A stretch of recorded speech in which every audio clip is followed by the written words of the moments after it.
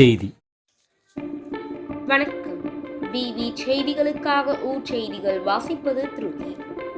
ராணிப்பேட்டை மாவட்டம் பானாவரம் அடுத்த வேடந்தாங்கல் கிராமத்தில் அமைந்துள்ள ஸ்ரீ சுப்பிரமணிய சுவாமி திருக்கோவிலில் கிருத்திகை சிறப்பு பூஜை நடைபெற்றது.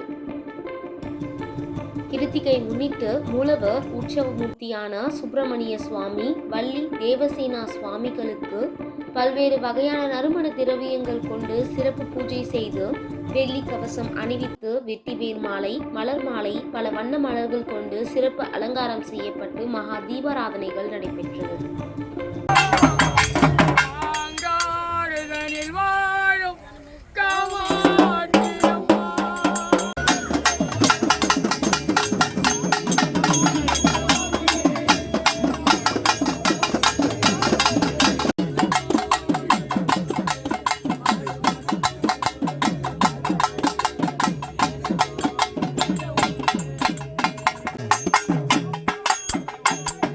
வேல் அலங்காரத்தில் சுவாமி எழுந்தருளி பக்தர்களுக்கு காட்சி தந்தார்.